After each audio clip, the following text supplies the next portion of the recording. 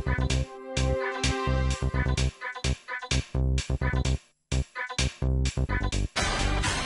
and welcome to a little bit of an intro onto the sort of stuff we do on the Platinum program.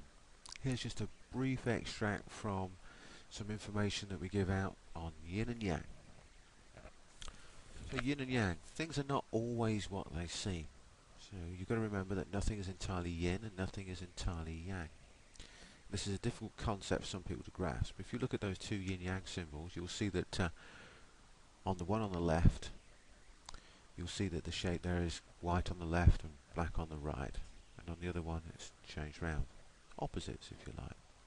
But you also see in that white bit there's a black dot, and in the black bit there's a white dot, showing that nothing's entirely Yin, nothing's entirely Yang.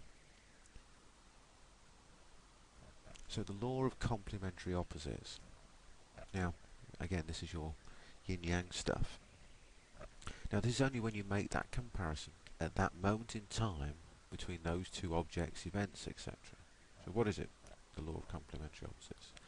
Okay, here's some examples. Night and day, tall and short, fast and slow. However, that's when you make that comparison between those two things at that particular time. Because what is fast to you could be slow to someone else. So remember, there's always a superlative. Okay, let's take this diagram. Opposites, front to back. You've got the front of the body on the left and the back of the body on the right. Then you cut it down the middle, you've got left and right. You cut it along the middle, you've got top to bottom. Remember, we're looking at opposites all the time here. And that cuts the body into four, looking from the front. That gives the quadrants. Just labelled them for ease of analysis. 1, 2, 3, 4, and on the back 5, 6, 7, 8. So you end up with 8 quadrants because you cut top to bottom, left to right, front to back.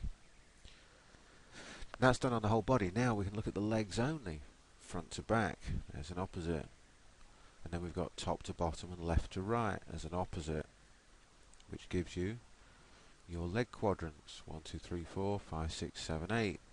So you can see then that you can cut a limb into quadrants. We'll look at the head.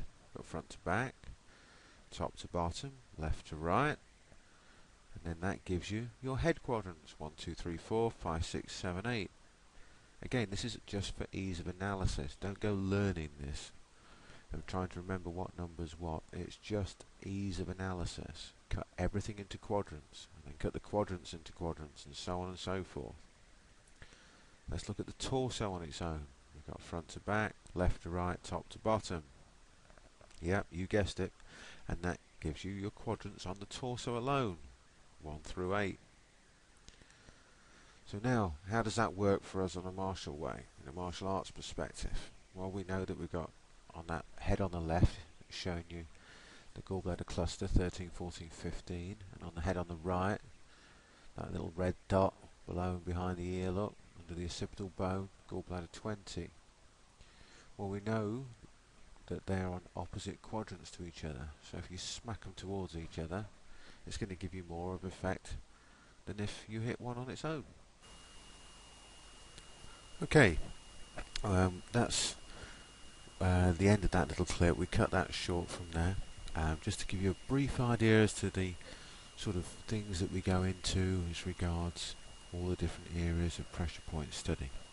Now it's only like a 2.5, 2-minute 50 clip from a 45-minute presentation, which goes very, very deep into Yin Yang and everything else. So if you want more information about what we do, just check out the site. The details will be on the screen somewhere, and look forward to seeing you there. Thank you.